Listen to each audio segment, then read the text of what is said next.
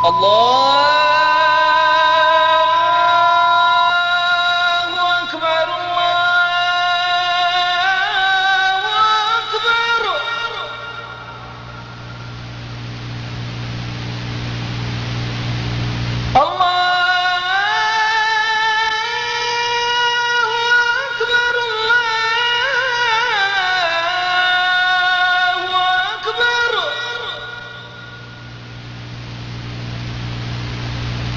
أشهد أن لا إله إلا الله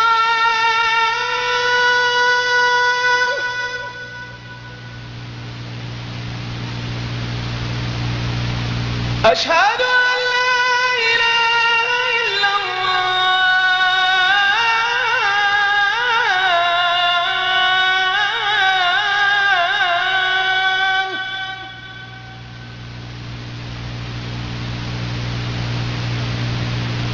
أشهد أن محمد رسول الله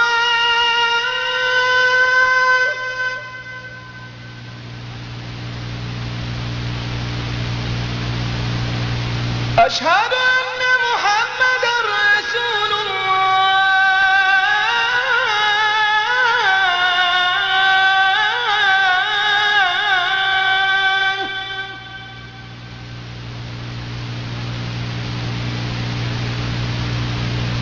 حي على الصلاة أعوذ بالله من الشيطان الرجيم بسم الله الرحمن الرحيم يا أيها الذين آمنوا أطيعوا الله وأطيعوا الرسول وأولي الأمر منكم فإن تنازعتم في شيء فردوه إلى الله والرسول إن كنتم تؤمنون بالله واليوم الآخر ذلك خير وأحسن تأويلا.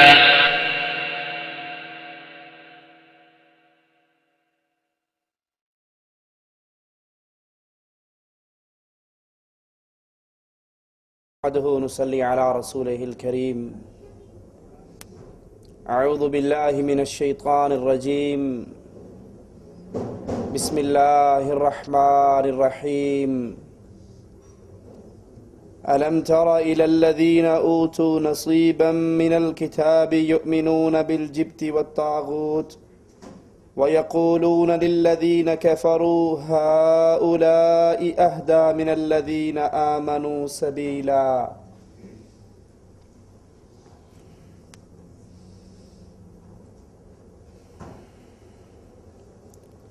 اہل ایمان رسول اللہ صلی اللہ علیہ وسلم کی دعوت کو سمجھ کر آگے پھیلانے والے جب بھی لا الہ الا اللہ کی کھری دعوت پیش کرتے ہیں، لوگوں کے سامنے ان کے سچے مالک اور سچے الہ کا تعارف کرواتے ہیں،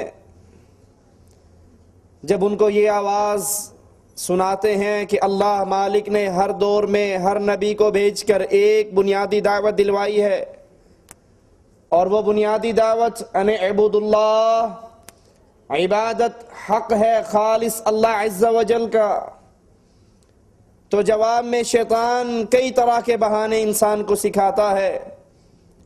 جب ان کو کہا جائے یہ قبروں پہ سجدہ کرنا، ان قبروں کا طواف کرنا، ان قبر والے مردوں کو اپنا داتا اور مشکل کشا سمجھنا، حاجت روا اور غوث اعظم ماننا، یہ اللہ کی عبادت میں شرک ہے۔ تمام طرح کی عبادات کے لائق خالص اللہ عز و جل ہے۔ تو وہ ایک شبہ، ایک اشکال اکثر پیش کیا کرتے ہیں کہ رسول اللہ صلی اللہ علیہ وسلم نے فرمایا شیطان تم سے نا امید ہو گیا کہ اب تم دوبارہ شرک کرو، اب تم دوبارہ بتوں کی پوجا کرو۔ ہاں میں تم پر ڈرتا ہوں۔ تو دنیا کے بارے میں اس حدیث کو پیش کر کے اکثر قبر کے پجاری قبر والے، مردوں کو داتا کہنے والے یہ اشکال عام انسانوں کے ذہنوں میں پیدا کرتے ہیں کہ اب اس امت محمد علیہ السلام کے اندر شرک نہیں آ سکتا، کیونکہ اللہ کے نبی نے فرما دیا شیطان تم سے نا امید ہو گیا کہ تم سے دوبارہ شرک کروائے۔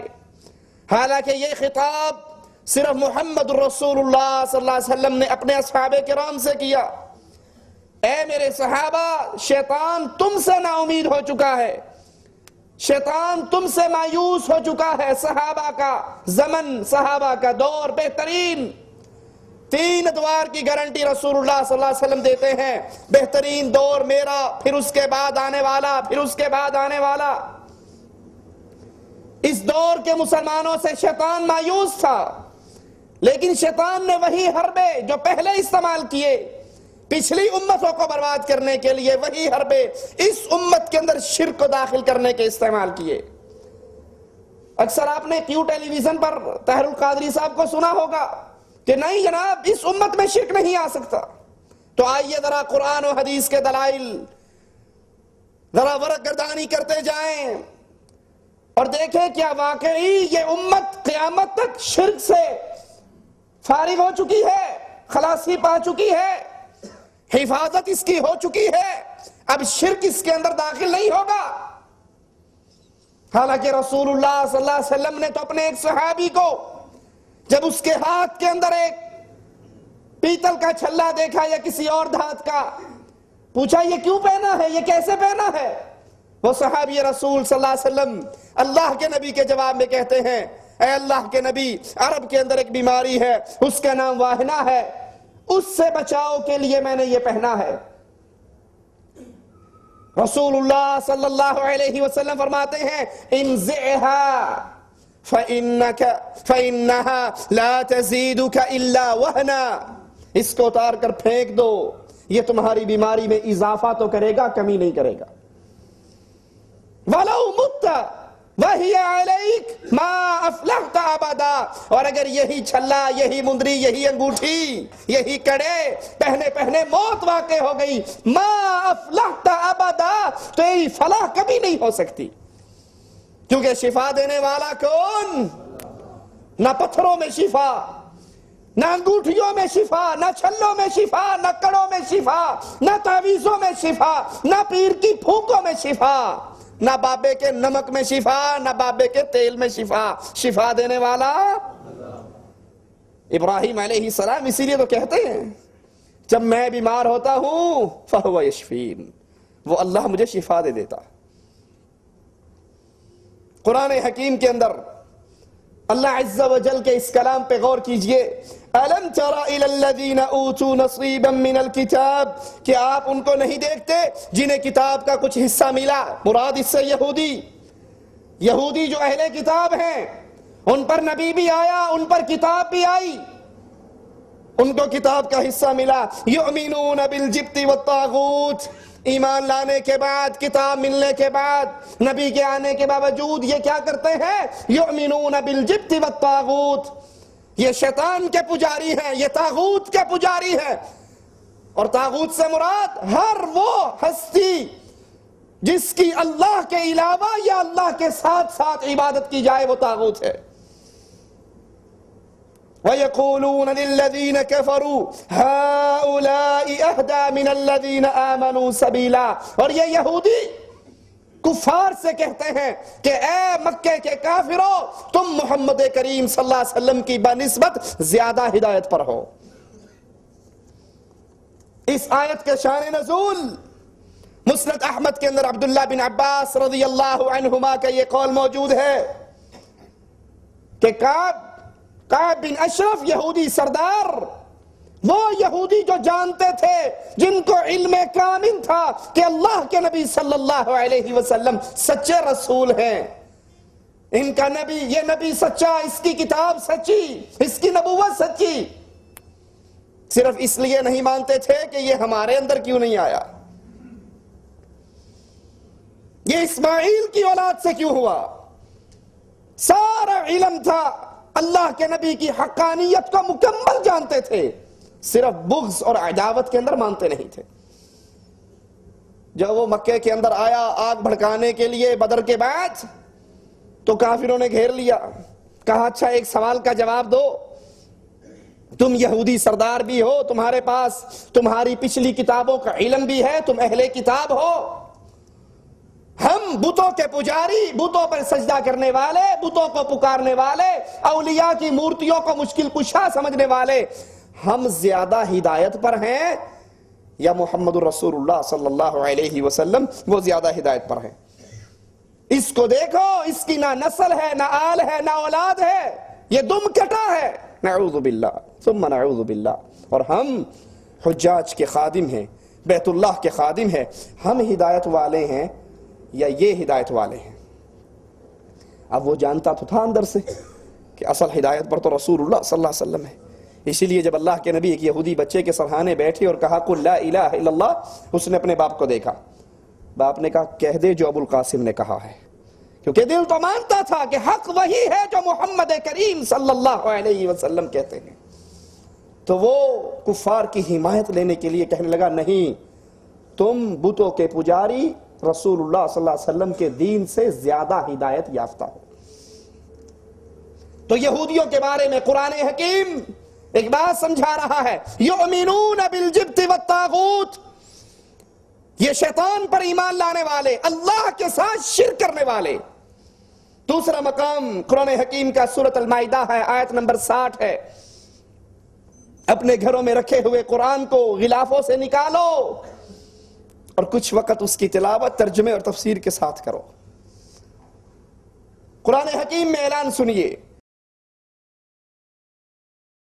قل هل أنبئكم بشر من ذلك مثوبة عند الله من لعنه الله وغضب عليه وجعل منهم القردة والخنازير وعبد الطاغوت أولئك شر مكانا وأضل عن سواء السبيل.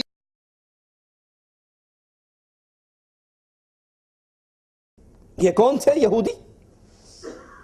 یہودیوں کے کچھ لوگوں کو مالک عز و جل یہود و نصارہ کے،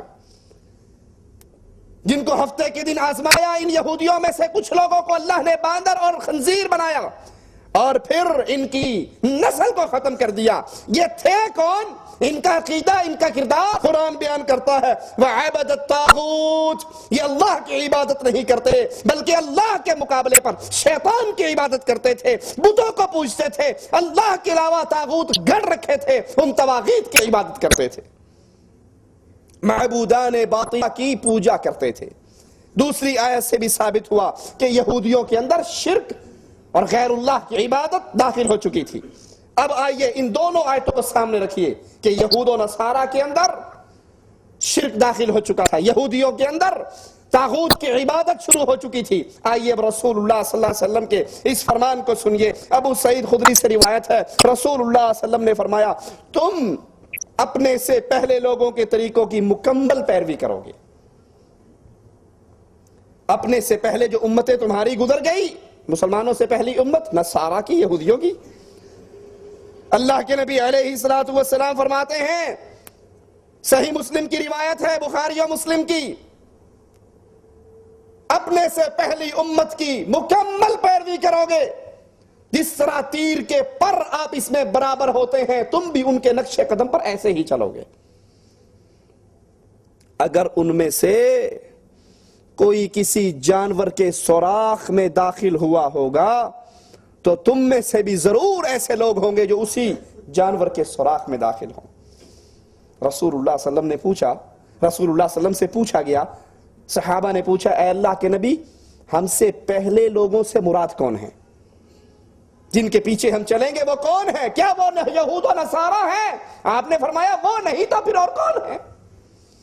یہود و نصارہ کے نقش قدم پر تم چلو گے، یہود و نصارہ کے پیچھے، ان کے قدموں پر، ان کے فٹ پرنٹ پہ جو ان کے عقیدے ہوں گے، جو ان کے معاملات ہوں گے، اس کے پیچھے پیچھے چلو گے۔ اگر وہ کسی سوراخ میں، جانور کے سوراخ میں داخل ہوئے تو تم بھی ایسا ہی کرو گے۔